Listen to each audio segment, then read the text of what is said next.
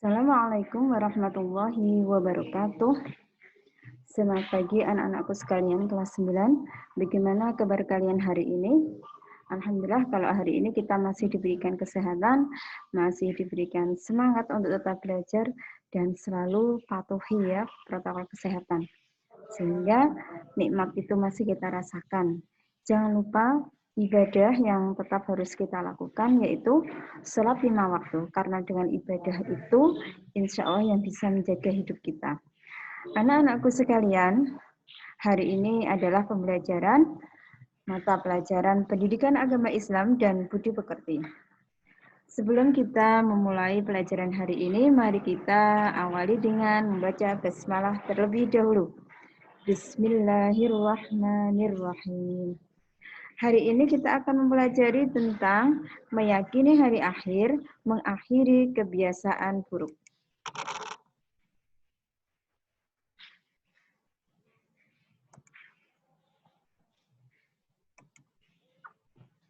Anak-anak, hari ini tujuan pembelajaran materi tersebut adalah, ini yang pertama ya, saya bacakan, menjelaskan pengertian iman kepada hari akhir dengan benar, menyebutkan macam-macam dan tanda-tanda hari akhir dengan tepat, menguraikan bukti-bukti bahwa hari akhir itu pasti terjadi dengan jelas, menjelaskan pengertian alam barzah, hari kiamat, dan berbagai peristiwa yang terjadi pada hari akhir, membedakan pengertian kiamat surga dan kiamat kubra dengan tepat, mendeskripsikan kejadian-kejadian yang dialami manusia pada akhir dengan benar.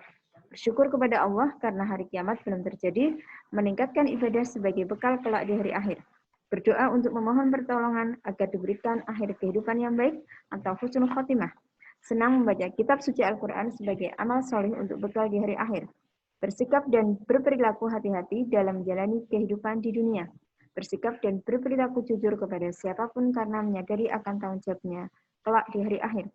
Berbuat baik kepada orang lain dan tidak menyakitinya sebagai bekal hidup pada hari akhir, tidak iri dan dengki kepada orang lain karena takut ancaman Allah pada hari akhir.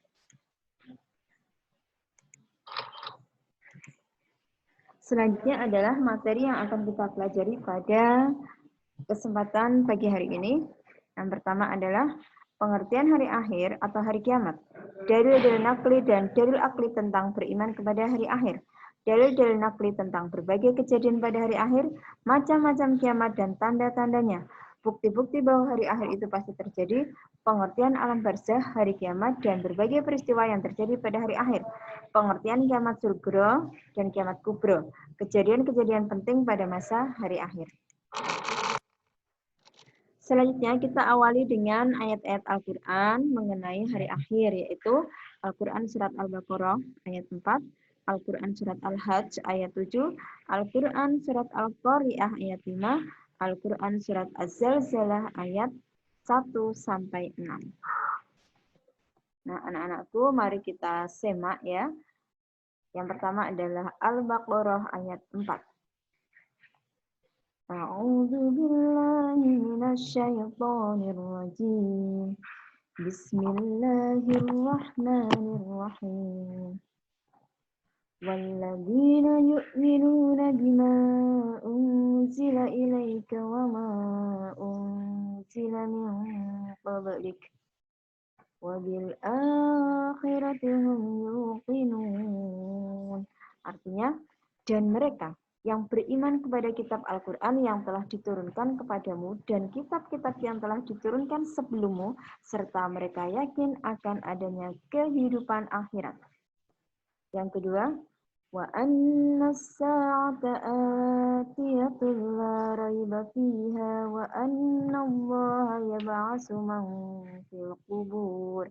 Dan sesungguhnya hari kiamat itu pastilah datang. Tak ada keraguan padanya dan bahwasanya Allah membangkitkan semua orang di dalam kubur. Pengertian hari kiamat. Ya. Yang pertama adalah hari kiamat itu merupakan rukun iman kelima. Ini sudah kita pelajari sejak kalian mungkin di sekolah dasar ya. Meyakini bahwa seluruh alam termasuk dunia dan seisinya itu akan mengalami kehancuran karena di awal-awal Allah menciptakan dengan sangat sempurna dan akhirnya pun yang sempurna itu akan hancur. Selanjutnya adalah macam-macam kiamat. Yang pertama adalah kiamat sugro. Kiamat sugro itu adalah nama lainnya kiamat kecil. Apa yang disebut dengan kiamat kecil itu? Yaitu terjadinya kematian menimpa sebagian umat manusia. Ya, kita ingat anak-anak bahwa kematian itu akan menimpa seluruh makhluk, ya, tidak hanya manusia, tetapi selain manusia pun mereka akan mengalami kematian. Nah, di sini dicontohkan matinya seseorang, kecelakaan, musibah tsunami, banjir, tanah longsor.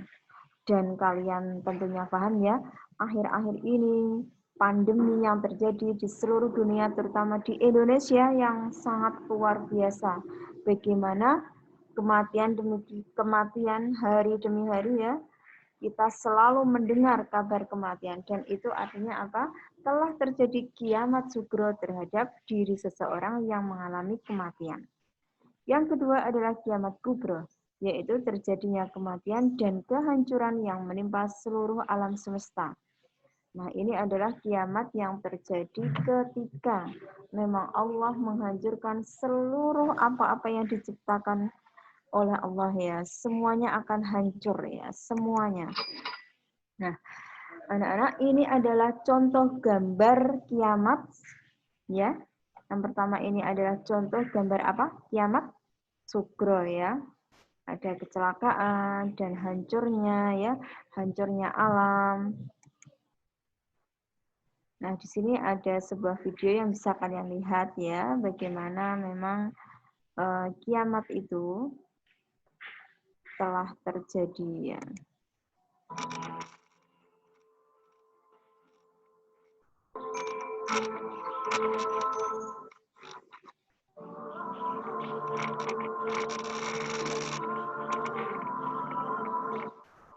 Assalamualaikum warahmatullahi wabarakatuh. Allah Subhanahu wa Ta'ala sudah berjanji pada umatnya bahwa hari kiamat adalah hari akhir. Sudah banyak yang mengetahui hari ini, yang beriman maupun yang tidak. Janji itu sudah tersimpan kokoh dalam kitab suci Al-Quran dan telah disebarkan oleh Nabi Muhammad SAW. Hari akhir di mana dunia akan hancur, langit akan runtuh dan makhluk hidup pun akan mati.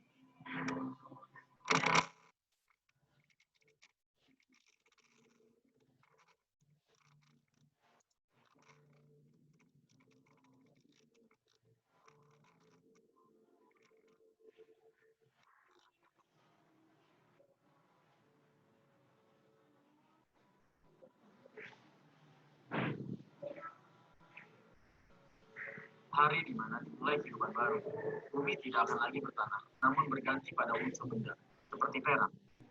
Sebagaimana dari firman Allah, pada hari bumi diganti dengan bumi dan langit yang lain. Surat Ibrahim ayat 48. Dan semua cerita di dunia seperti bahagia, sedih, kaya, miskin, kuat, ataupun lemah, akan berakhir ketika trompet pertama dibunyikan, mulai hari kiamat. Gempa kiamat jauh lebih dahsyat dari bayangan manusia, dari peristiwa alam yang sudah terjadi. Allah Subhanahu wa Ta'ala berfirman, apabila bumi digoncangkan dengan goncangan yang dahsyat dan bumi mengeluarkan beban-beban berat yang ada di kandungannya. Surat Al-Zalzalah ayat 1-2.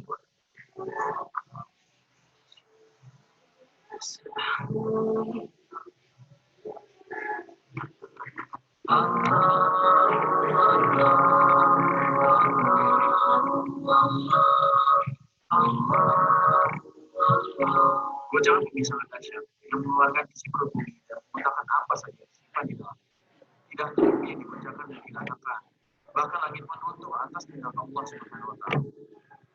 Allah berfirman, apabila langit terbelah dan patuh kepada Tuhannya, dan sudah semestinya langit itu patuh. Surat Al-Insyirah ayat 1-2. Bahkan planet-planet di ruang angkasa akan bertabrakan satu sama lain.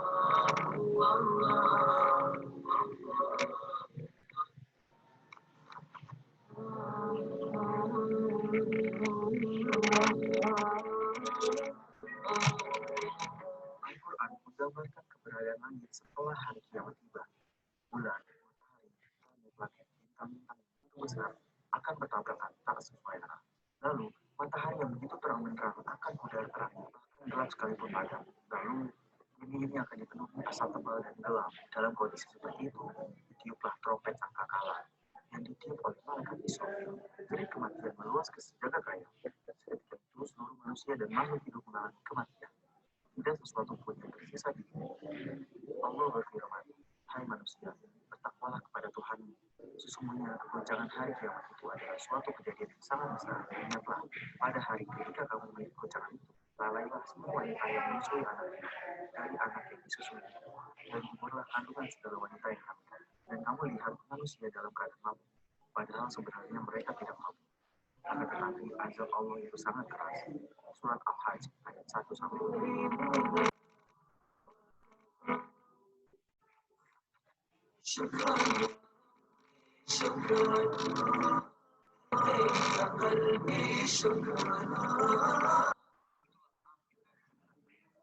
Saya berakhir secara tragis. Jika demikian pula, kenapa kita masih mencintai kehidupan ini? Dan langit ini hanya untuk persinggahan makhluk yang hanya sementara. Kehidupan kelak yang kekal adalah kehidupan alam akhirat. Dukung terus channel Al-Fatah untuk selalu membahas berita menarik seputar Islam dengan cara like, share, dan subscribe. Jazakallah khair.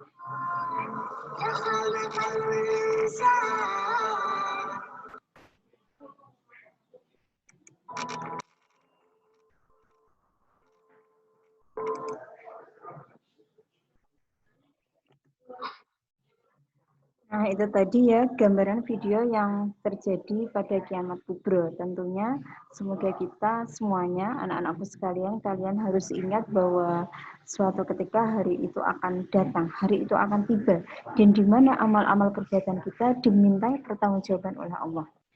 Nah, di sini juga dijelaskan kejadian-kejadian penting pada masa hari akhir.